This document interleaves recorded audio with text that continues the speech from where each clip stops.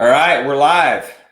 Welcome to the I Love Being Sober podcast, which I guess this is not actually a podcast yet because we're live. I'm here with Antonio Sanders, who is the creator of the Meeting Makers Club. Antonio is the Meeting Makers Club is an online platform for people in recovery to hold meetings virtually. Antonio was married with 2 small children. His drinking had been escalating for 20 years. A marriage counselor asked him about his drinking and if he would be willing to attend an AA meeting. Faced with the decision between going to an AA meeting or having another man raise his kids, he went to his first AA meeting in February of 2010. So that was 10 years ago, and he hasn't had a drink since. He wouldn't be sober today if it wasn't for the meetings and the sober people that helped him. He imagines that if he had gone to the first meeting and no one was there or the facility was closed, he doesn't know if he would have had the courage to go back. That's why he set out to build the Meeting Makers Club. So there will always be someone there when anybody is ready to recover. Antonio, welcome to the show. It's good to see you. Thanks, Tim. Thanks so much for having me. Appreciate it. Yeah, it's good to be here. It's good to be sober, especially in light of the COVID-19 pandemic. I mean, the times are crazy. We're in crazy times, and it's like who knows how long this is going to last. And love what you're doing with the Meeting Makers Club. And there are some other opportunities, or there are some other ways that people have dealt with the pandemic, and they've created meetings through Zoom, which we're going to talk about the differences between the Meeting Makers Club and Zoom. And we're also going to talk about your professional background, how you came up with this concept, and then what are the key features. So really, let's dive into the key features of the Meeting Makers Club and why it's so amazing. So first, I guess let's just hear a little bit about you and how you ended up finding recovery, Antonio. Sure. So I was 38 years old. Like you said there, I was married, 2 small kids. I had started out drinking, at a pretty young age, probably around 14 or so. And it was harmless, back in the day, running around with your friends and that, but it was kind of pretty evident early on that I had a knack for it, I guess you could say. Mm-hmm. I drank a little more than everybody else, and I enjoyed it a little bit too much from an early age. And as I got older, it kind of progressed. I think for me, the obsession kind of started pretty early on, after that first few times of drinking, drank, I got sick, and then it was like, well, I'm never doing that again. But you know how that goes. 2 weeks later, right? Yeah, right. As soon as the pain wore off, I was ready to go. So, I just kind of progressed from there. It was fun, when I started out, but the obsession kind of started early on. It was like, wow, that was really fun. So when can we do it again? And so I think early on I started, that was a regular thing, to continue to find the next party or the next drunk for me. So yeah, I just kind of progressed from there, got older. And then once I became legal, at 21, it was like, well, this is what I can do regularly now, and it's a whole new experience, going to bars and meeting people, and just, the whole drinking scene really appealed to me at the time. I was very proud of, the fact that I could drink, and hold my liquor. Come to find out that's not something to be very proud of.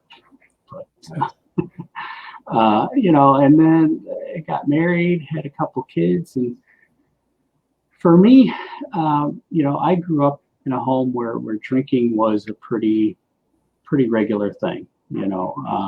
All the role models in my life drank, and so the drinking was normal. And I remember as a kid that I really didn't like that. I really didn't like being in that environment. I didn't like, I didn't know, I was very insecure, as far as growing up in an alcoholic home. So I didn't like that type of life. And I knew when I had kids that I didn't want to be like that. But I inevitably became, that. I became, an alcoholic dad. And when I had my kids, my drinking really kind of hit a point where I was like, I'm going to have these kids. I'm going to have a kid, my first daughter, and I'm going to make this one count, and then I'll slow down after that, But it didn't work out that way, Once I started drinking more, I continued. Got worse from there, and eventually, it got to the point where I had to make a decision to either continue or change. And faced with the consequences of, my drinking, I decided that it was time to take a look at it, and was semi-forced, I guess you could say, by consequences to go to an AA meeting. So I did. Now, when did you first realize that you had a problem? I think I struggled with that pretty early on. There were times in my 20s when I, would drink and just like, man, I just couldn't stop, and I think I knew pretty early on, but that's one of those, like, I had convinced myself that it was okay. I built the foundation so that I could drink the way that I wanted to. All of my friends drank, everybody I knew drank. That was just what we did. So, I surrounded myself with other people that did the things that I did so that it was normal. It seemed normal. There was really nothing wrong with what I was doing. I wasn't, I told myself I wasn't hurting anybody else. It was just, something I was doing, something I enjoyed. So, but I think early on I knew. I think you bring up a really good point, which is the people that you spent your time with, the people that you surrounded yourself with, your environment was conducive to drinking, right?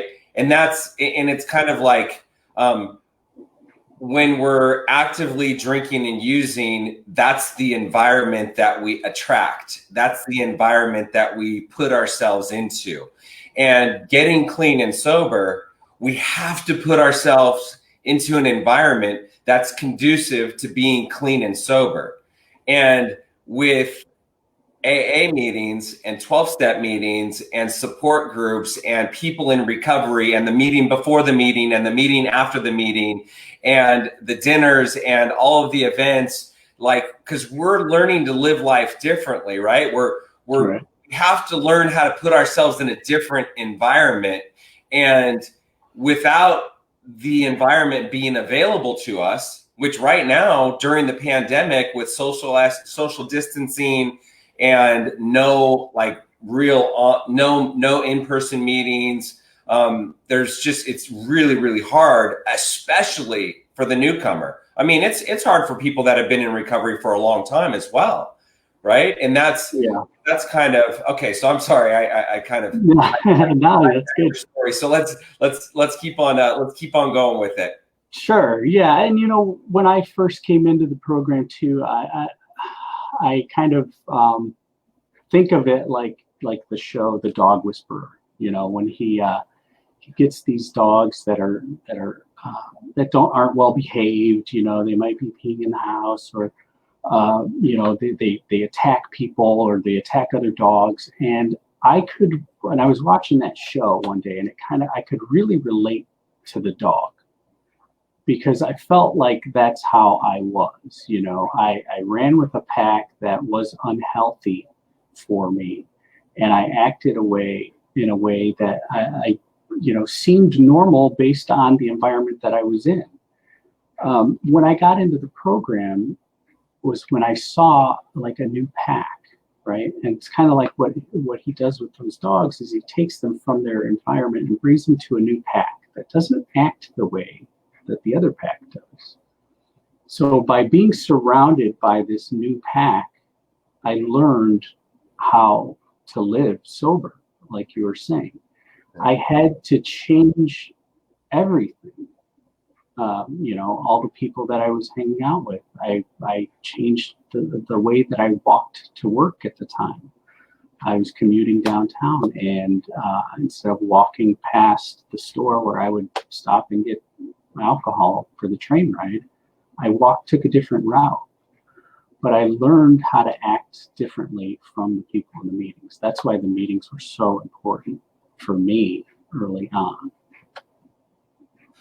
I like it. I've never heard that analogy before, but that totally makes sense. I mean, if you're you're hanging out with the pack when you were actively drinking and using, you've got that pack, and so all of the drinking and the drugging and all of the activities were normal, right, for that group. But then you find another pack that's clean and sober, and they're engaged in healthy activities, sober activities. They're still having fun. They're still living life, and they're actually much happier than the people that are in their drinking and drug use, right? And that's kind of like, I remember the first time I ever went to an AA meeting. I remember pulling up to the meeting and sitting there in the parking lot, crying my face out, and everybody is laughing and I'm like, what why are these people so happy? I didn't think it was real. I thought they were all faking it. But you're right. That's a different pack, man. That's a different pack. That pack is healthy. The sober pack is healthy. They live different lives. They are outward focused. They do lots of service work. They do lots of things that promote self-esteem, confidence, and they're not constantly creating wreckage. The lives are much different. So I like that. Yeah. And that was something I noticed right away too, was like, these guys were happy.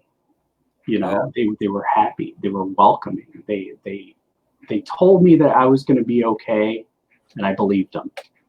And that's really what it came down to for me. Okay. So you ended up how did you end up at your first meeting? And I know you said you were given an ultimatum. Sounds like your ultimatum was similar to my ultimatum, actually. And I've been sober for a little over 9 years, so similar. Tell me about the ultimatum. What happened? Well, yeah, like I said, so my kids were young at the time, 6 and 2, and 6 and 4, and I was still unavailable. I worked, I provided, I had a house, 2 cars, everything was well from looking at it from the outside, but emotionally I was unavailable. I was very sick, very sad, wasn't even sure why, and that affected my life, my wife, and kids, and just got to the point where she was like, this isn't working anymore. It's at one point she said, it's almost worse that you're here and avoiding us than if you were actually gone. Mm-hmm. Wow. And that's the truth. And when I finally looked at it from her perspective, I understood that it wasn't that I was the victim in this situation, that people were doing these things to me. It was that these people were doing these things for me. Mm-hmm. They were trying the best that they knew how to try to get me to realize what I was doing. And that was one of the things that I just, I was the last person to know that I had a problem. I remember early on my sponsor, I said, I'm afraid everybody's going to know, that I have a problem. It's Tony, they already know. Everybody knows. Yeah, you're the only one who doesn't know. Yeah. So, it was at that point, and then she said, and so we decided to go to a marriage counselor. And the first thing out of his mouth was, about my drinking. I'm like, what is this guy's deal? And so, would you be willing to go to a meeting? And I said, yeah, I'll go. Certainly wasn't something that I was looking forward to, or something that, I had on my bucket list of things to accomplish, but I went. I tried to hide in the back of the room, walked in there 7 a.m. on a Sunday morning in February, and it was cold, and same scenario you just described. I was devastated. Thought I'd go to the earliest meeting I could find because I didn't think anybody would be there. And it was packed. It was packed, right. And as I'm walking up, they were all laughing and carrying on, and it was like, I don't get it. Why are they happy? And, I'm never going to have any more fun. But I went, and I haven't had a drink since. That's awesome. That's awesome. You talked about the marriage counselor. My now ex-wife brought me to see a marriage counselor, and really I found out it wasn't a marriage counselor. Really, it was a session to talk about my drinking. And it was Gene Collins, who is now the director of, I think, programs at the Meadows in Wickenburg. And so I circled back with Gene a few years after that, after I'd been sober, which was really cool. But yeah, so I can totally relate to that story. But I remember Gene saying, well, what about trying out an AA meeting? I was like, I don't need all that. Like, I don't need an AA meeting. I can stop. And I actually did stop at that time for 90 days, but I wasn't seriously ready to quit. So, okay. So now you're clean. Here you are 10 years later. What, so tell me a little bit about your professional background. So my professional background, I started as an artist out of college. I worked in the toy industry for a few years, and then I worked in video games and worked in interactive design. And so now I'm doing marketing and graphic design, but throughout my career, it's always been kind of interactions, usability and that kind of stuff. So that's kind of helped me in the design phase of this building the Meeting Makers Club, is incorporating a lot of those, my professional experience and how to make a good experience online, virtually, using a lot of the techniques that I've learned over the course of my career. Okay, so tell me, so you're using your professional background to now create the Meeting Makers Club, which is a platform for people to go to meetings virtually. And some of the key features of that I see here are meetings are free to attend, obviously. Shareable links for the meetings allow the entire Meeting Makers Club to attend. Gamification and game mechanics encourage members to participate in their recovery. Each meeting will be able to accept donations, so you can accept donations and send donations back to the SRI or Salt River Intergroup here in Arizona, and I'm not sure what it is where you're at. Let's see here. Veterans, first responders, and underserved communities are at a higher risk for substance use, so there's a way to support them. Let's see here, a veteran icon. I'm just gonna, I can sit here and read the key features. Yeah. You can kind of tell me, explain to me in your words, what is the Meeting Makers Club and how does it work? So the whole idea behind it is just to make it as easy for people to use. Going to your first meeting is hard enough. So what I don't want to do is make it harder to use the platform. Mm-hmm. So all of the design and everything, all the features are based on recovery. So when you think about going to a virtual meeting or even a real meeting in person, you can go to a meeting, you can select your home group. I really like this group. I'm going to make this my home group. I'm going to go back here every week. I'm going to be active within this group. I'm going to chair the meetings in this group. All those types of things, any sort of outside of the meeting type stuff, I'm just active within this group. So those types of features will be part of the Meeting Makers Club. So I sign up for Meeting Makers Club. I'm new to recovery. I don't really know what to do, what to expect, how does this work? So one of the hurdles I guess I see in trying to recover online now with the tools that are currently in place, like a lot of people are using Zoom. Once the meeting's over, it's over. Mm-hmm. Right. And as we were talking, there's so much value in the meetings after the meetings. And how do you, because once I go to a Zoom meeting, if I didn't get a chance to talk or share anything, or if the chat feature was even disabled during this particular meeting, I have no way of reaching out to anybody else after the meeting. Mm-hmm.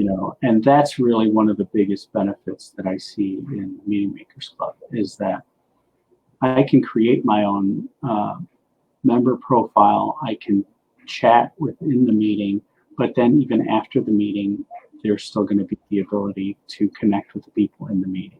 I can also keep track of the meetings that I've been to, and the meetings will be available 24 hours a day. So most of the meetings will be member created. So if I'm a member and I want to have a meeting at 3 a.m. in the morning, and I can do that. For anybody that's working nights, there's a lot of first responders and a lot of people, in minority and underserved communities that have hours, that aren't really regular hours. So in order to get to a meeting, at noon, I'm asleep at that time, Right. I get home at 3 a.m. Well, now there's access to meetings, and so the time difference is huge, right? So if there's a meeting that's in Hawaii, that's 5 hours time difference. So if it's midnight, there's no meetings in my area, I can go on the platform and there's a 5 p.m. meeting in Hawaii. Right. I can go to that meeting.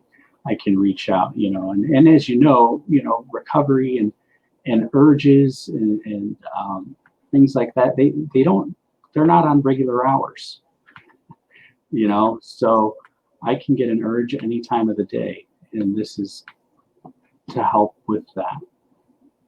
I think that one of the biggest, problems or issues I see with Zoom meetings is, to your point, it's like if I'm a newcomer and I'm going to a meeting for the first time ever, or I'm moving to a new or whatever. I can remember the first meeting I went to. I raised my hand because I was a newcomer. For my first 30 days, I raised my hand because I was a newcomer.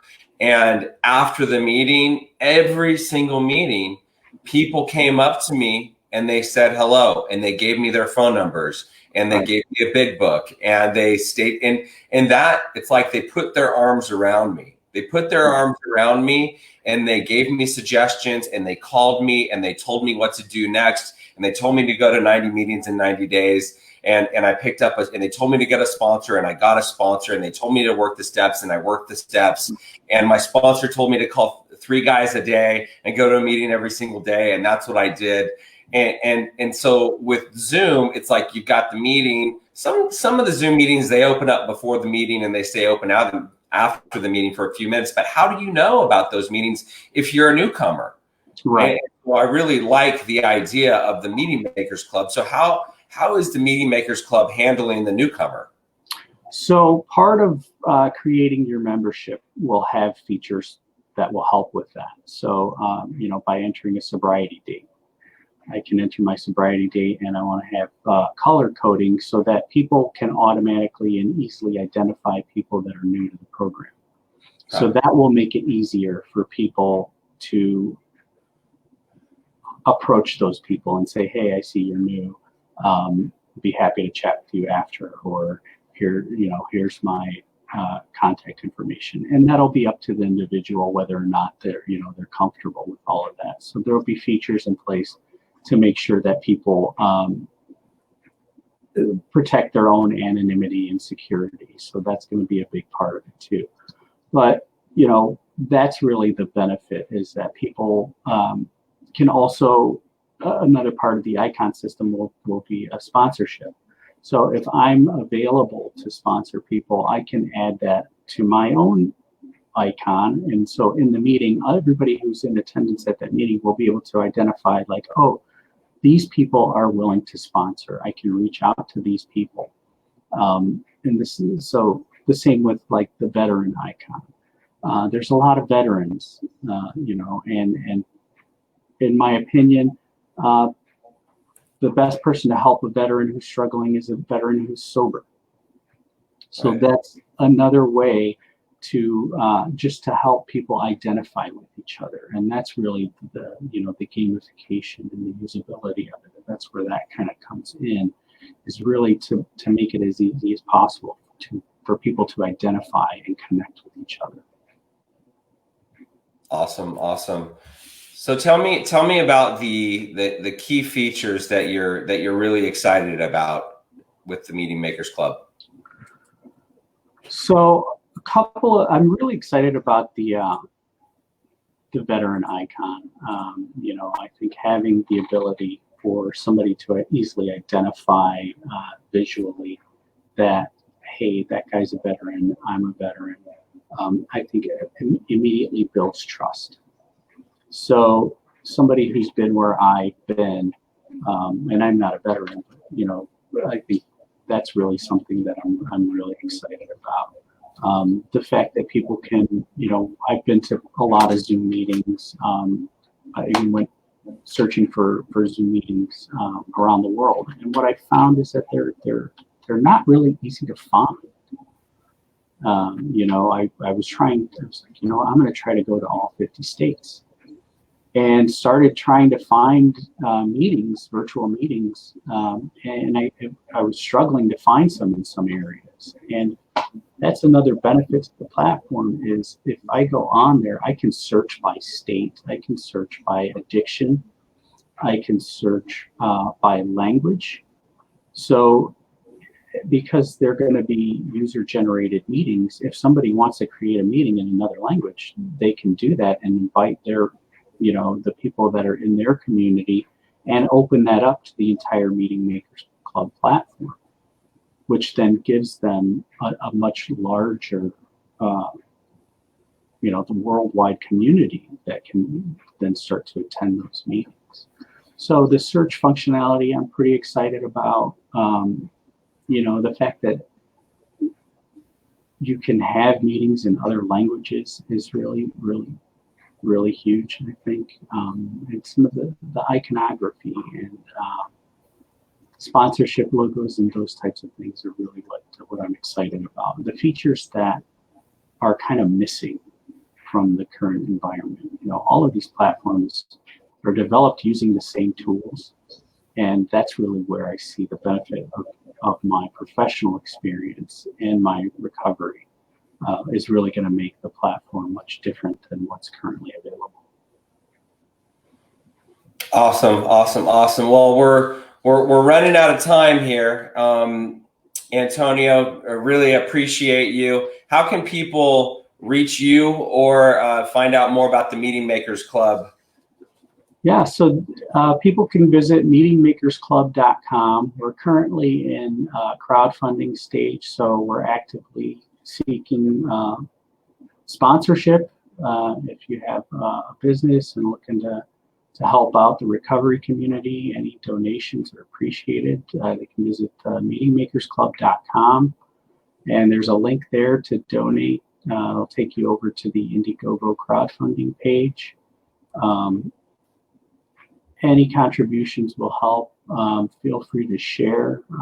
Addiction affects every community, and that's really the thing everybody knows somebody who has or is struggling with some sort of addiction. And that's really what we're trying to do, is to really help every community. All right. Well, you heard it.